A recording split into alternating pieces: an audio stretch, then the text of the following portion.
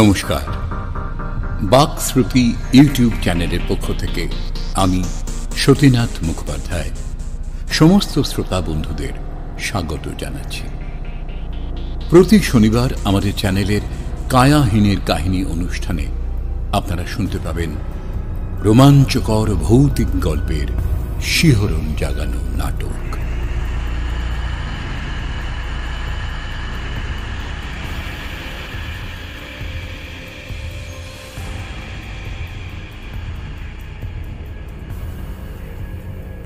আজকের নিবেদন অবিনশ্বর, রচনা দেবাশিস পাল, বাবা জীবেশ ভট্টাচার্য, ঠাকুমা সুস্মিতা চক্রবর্তী, চারুলতা স্বাগতা পাল, কিশোরী চারুলতা তিয়াস মজুমদার, পত্রিকার সম্পাদক ডক্টর সপ্তর্ষি রায় এবং প্রেত তত্ত্ববিদ রমেশ চট্টোপাধ্যায়ের ভূমিকায় দেবাশিস পাল। বিগত ৩০ বছর ধরে আমার সাহিত্যকর্মের সঙ্গে পরিচিত আপনারা, আমার প্রিয় পাঠকরা। জীবনের অনেকটা পথ পেরিয়ে অনেক দেরিতেই শুরু করেছিলাম সাহিত্য সাধনা, শুধু নিঃসীম একাকিত্বের হাত থেকে মুক্তি পাওয়ার জন্য। আমার প্রখ্যাত আইনজীবী স্বামী যখন হঠাৎই ৩ দিনের জ্বরে আমাকে ছেড়ে চলে গেলেন না ফেরার দেশে, ছেলে সতীশ তখনই পিতার পেশা গ্রহণ করে নিজেও ব্যস্ত ব্যারিস্টার। তখনই সাহিত্যকে অবলম্বন করেই নতুন করে জীবনের বাঁচার রসদ খুঁজেছি। আপনাদের ভালোবাসায় ধন্য হয়েছে আমার অনেক গল্প উপন্যাস। তবে ব্যস্ততার মাঝেও আমার পাগলি মেয়েটার জন্য রোজই কিছুটা সময় আমাকে ফাঁকা রাখতেই হয়। বিএ পাশ করার পর বিয়ে দিয়েছি অনুপমার, মানিকতলায় শ্বশুর বাড়ি, বেশি দূরের পথ নয়, তাই সপ্তাহে নিয়ম করে 2 দিন মায়ের কাছে তার আসা চাই। আর আসার সময় মনে করে নিয়ে আসবে আমার সব প্রয়োজনের জিনিস, সেফটিপিন থেকে সায়ার দড়ি, প্রেশারের ওষুধ থেকে সুগন্ধি সাবান, সব কিছু। আমাকেও নিজের হাতে রান্না করে রাখতে হয় ওর প্রিয় খাবার, বিউলির ডাল, আলু পোস্ত, মোচার ঘন্ট, ডুমুরের ডালনা। যাই হোক, গতকাল হঠাৎই সন্ধ্যাতারা পত্রিকার সম্পাদকের কাছ থেকে অনুরোধ এলো। দিদি, আমার একটা আবদার আছে আপনার কাছে। এবারের পুজোর সংখ্যার জন্য আপনার কাছ থেকে একটা অন্য রকমের লেখা চাই। আমাদের পত্রপত্রিকা বিভাগের অনেক পাঠক বারবার অনুরোধ করেছেন আপনার লেখা একটা ভূতের গল্পের জন্য। আমি বললাম, প্রিয়তোষ,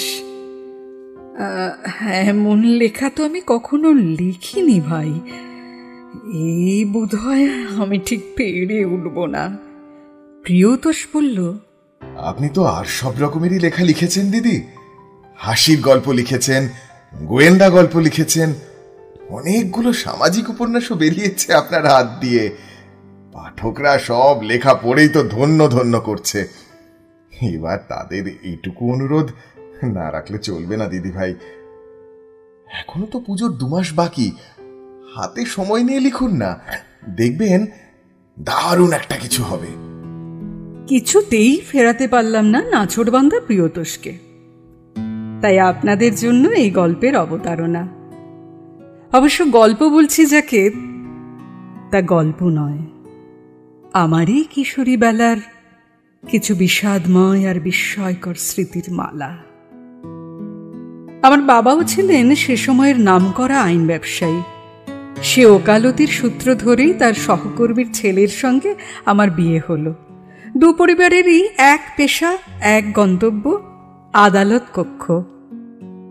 আমাদের সময় মেয়েদের বিয়ে হয়ে যেত আরও কম বয়সে, তাই 16 বছরে যখন আমি বিয়ের পিঁড়িতে বসলাম, তখন অনেকেই এমন মন্তব্য করেছিল যে কলকাতা শহর বলে আমার বাবা পার পেয়ে গেলেন। পল্লী সমাজ হলে এত বড় আইবুড়ো মেয়েকে ঘরে রাখার জন্য তাকে একঘরে হতে হতো। সে যাই হোক, গৌরচন্দ্রিকা ছেড়ে এবার আসল কথায় আসি। এ কাহিনী আমার ঠাকুমাকে নিয়ে, শ্রীমতী ইন্দুমুখী রায়। সেই পুরনো যুগের মহিলা হয়েও তিনি লিখতে পড়তে জানতেন। বাড়িতে মা ঠাকুমার জন্য আসত বঙ্গদর্শন আর সংবাদ প্রভাকর। আমার ঠাকুমা আমাকে আদর করে ডাকতেন সই বলে। সম্বোধনটার সঙ্গে অপরিচিত এ যুগের পাঠকরা। সই মানে সখী, বান্ধবী। সেই বৃদ্ধার সঙ্গে আমার কিশোরী চারুবালার সত্যিই ছিল এক মনোরম বন্ধুত্বের সম্পর্ক। আমি শ্বশুরবাড়ি চলে যাওয়ায় তাই ভেতরে ভেতরে বড় একা হয়ে পড়েছিলেন ঠাকুমা। আমি দিরাগমনে আসার পরই নিরালায় আমার হাত দুটো ধরে জল ভেজা চোখে বলেছিলেন, থাক না রে সই, কটা দিন আমার কাছে। ভালো লাগে না রে তোকে ছেড়ে থাকতে। আমি বলেছিলাম, থাকবো গো সই, থাকবো, দাঁড়াও কদিন, নতুন ঘর সংসার একটু বুঝে নি। ঠাকুমা একটা নিঃশ্বাস ফেলে বলেছিলেন, কি জানি, তোর যখন সময় হবে হয়তো তখন আর আমার সময় থাকবে না। এরপর এমনি ভাবেই কেটে গেছে প্রায় 2 বছর। জন্ম হয়েছে আমার একমাত্র সন্তান সতীশের। তার বয়স তখন 6 মাস। সেদিন বাড়িতে আমার স্বামী নেই। রাজবন্দীদের হয়ে উচ্চতর আদালতে মামলা লড়তে দিল্লি গেছেন। মশারির মধ্যে ছোট্ট শিশুকে জড়িয়ে ধরে ঘুমিয়ে আছি আমি।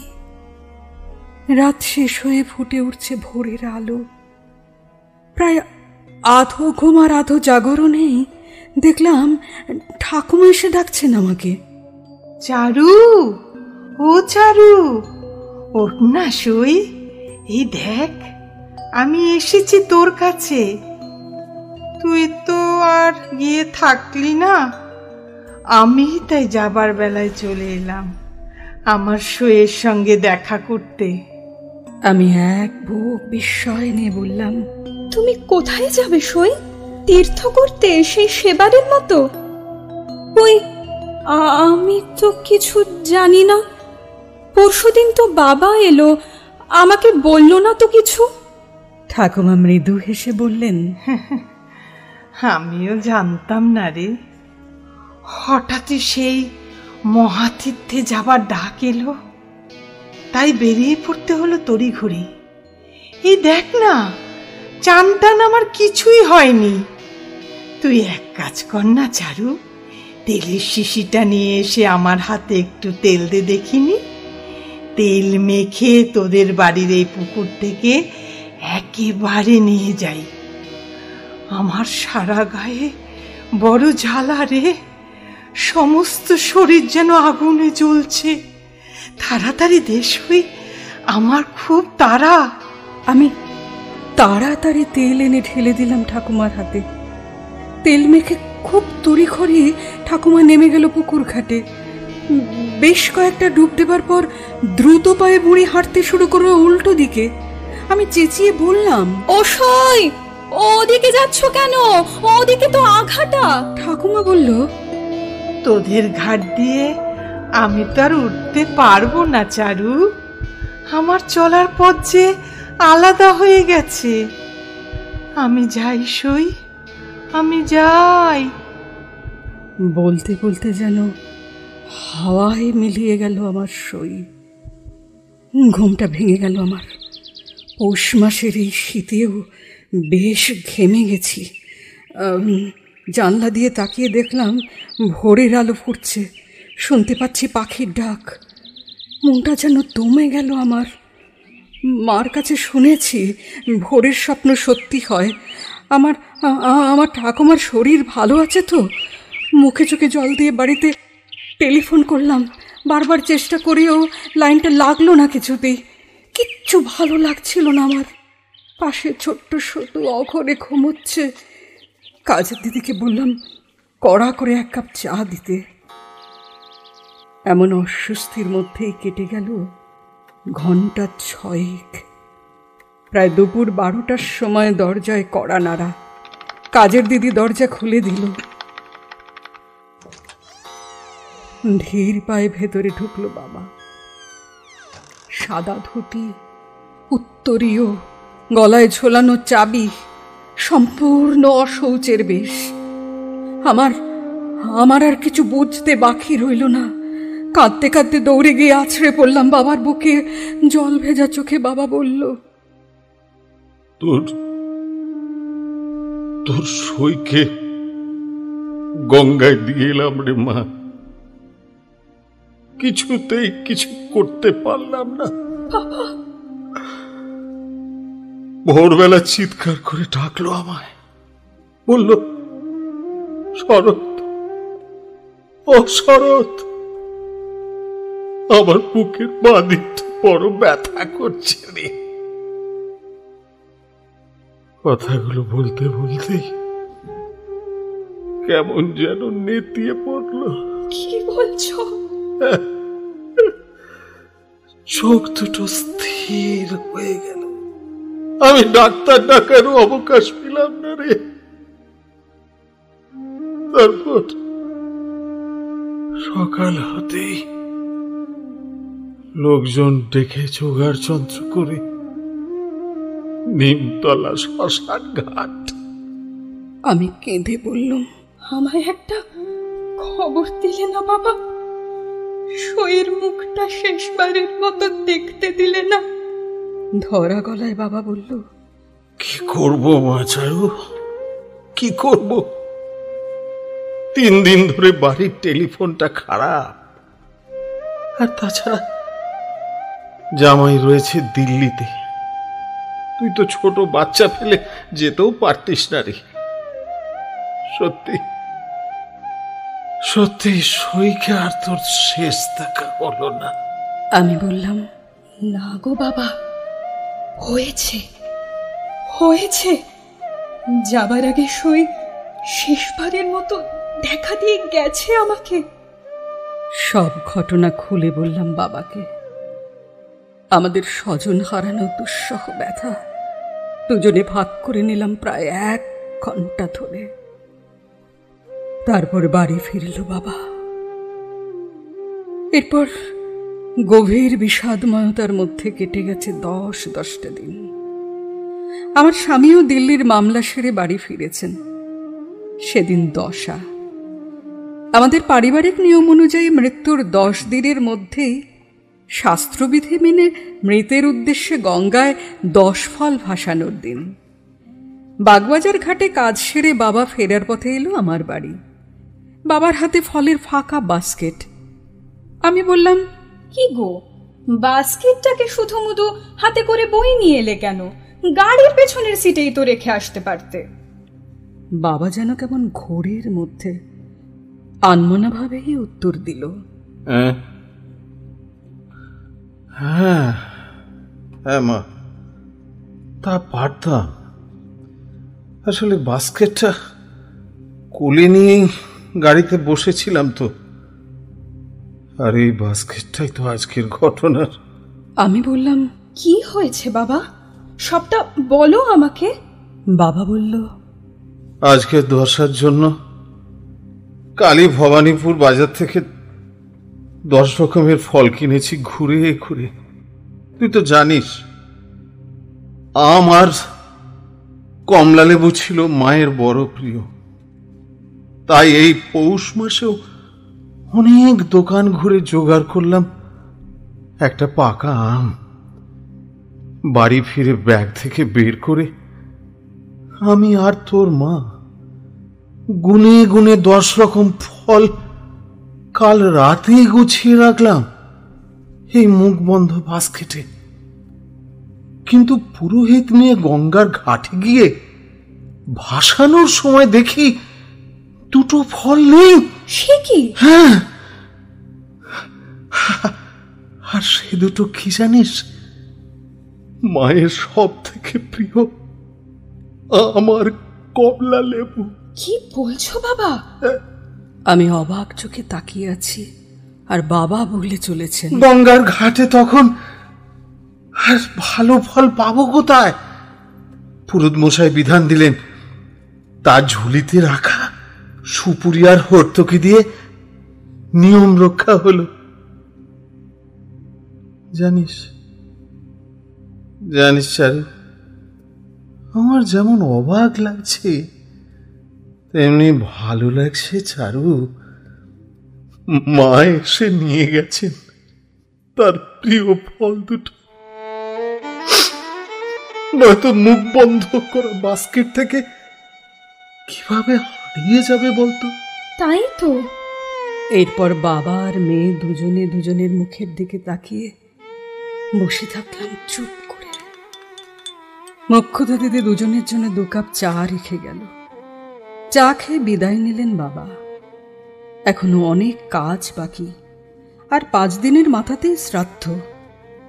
আগের দিন থেকেই শ্যামবাজার থেকে আমরা সপরিবারে গিয়ে থাকবো ভবানীপুরের বাপের বাড়িতে।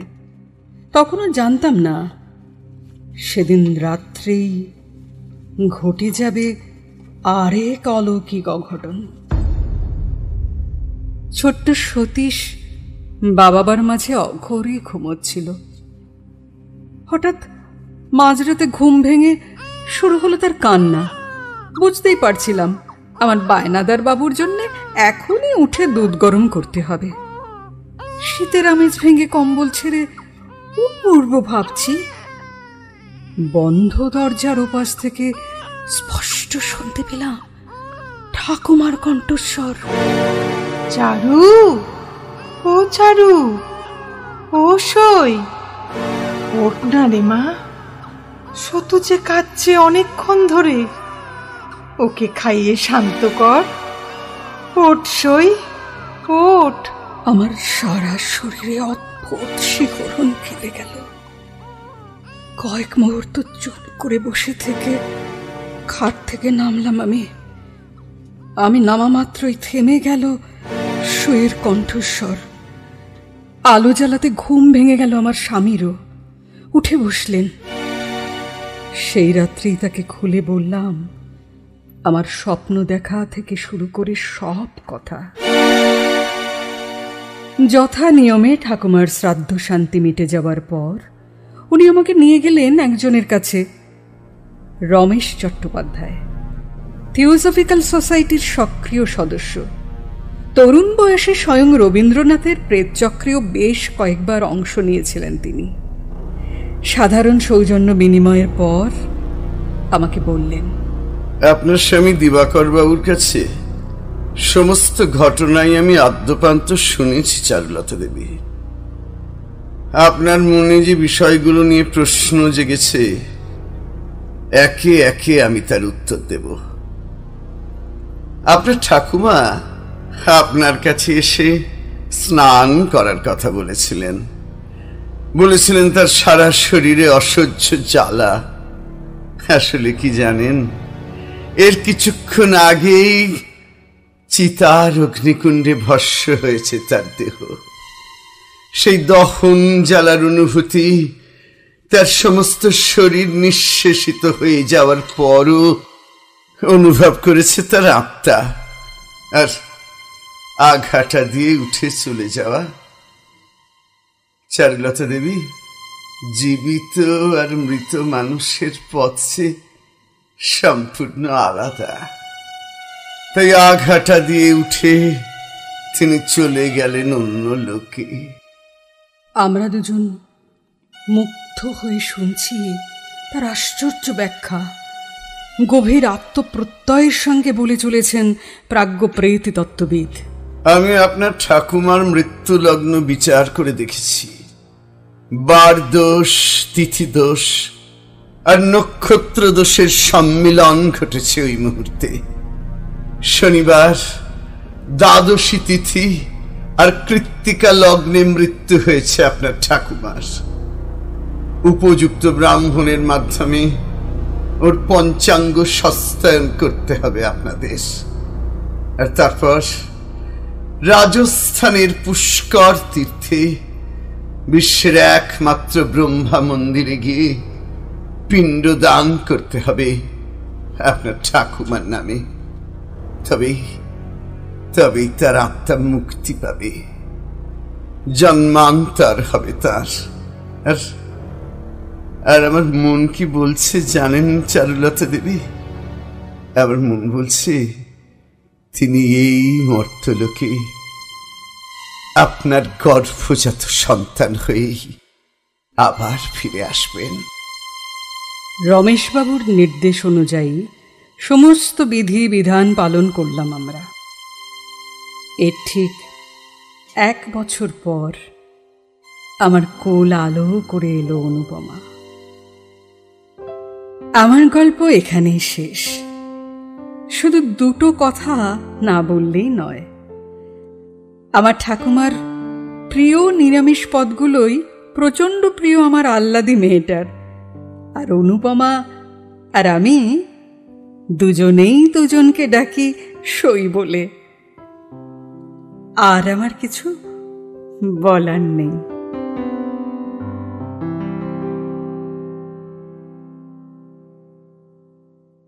আমাদের প্রতিটি নাটকের প্রয়োগ পরিকল্পনায় রয়েছেন দেবাশিস পাল। শব্দ গ্রহণ স্টুডিও আবহ। প্রধান উপদেষ্টা সতীনাথ মুখোপাধ্যায়, কাজল সুর এবং জীবেশ ভট্টাচার্য। আপনারাও আপনাদের লেখা কোনো ভৌতিক গল্প, কোনো নাটক কিংবা অভিজ্ঞতার কথা আমাদের লিখে পাঠাতে পারেন। মনোনীত রচনা লেখকের নাম সহ প্রচারিত হবে কায়াহীনের কাহিনী এই অনুষ্ঠানে। মতামত বা রচনা পাঠানোর ঠিকানা কায়াহীনের কাহিনী, প্রযত্নে দেবাশিস পাল ও স্বাগতা পাল, 37 নম্বর অখিল মিস্ত্রি লেন, কলকাতা 7,00,009। চলভাস 9830386953 এবং 9830386952। আমাদের চ্যানেলটিকে সাবস্ক্রাইব করে আমাদের পাশে থাকবার অনুরোধ জানাচ্ছি। আজকের মতো বিদায় নিচ্ছি। আবার আসব আগামী শনিবার বাকশ্রুতির কায়াহীনের কাহিনীর এমনই এক রোমাঞ্চকর নাটকের সম্ভার নিয়ে।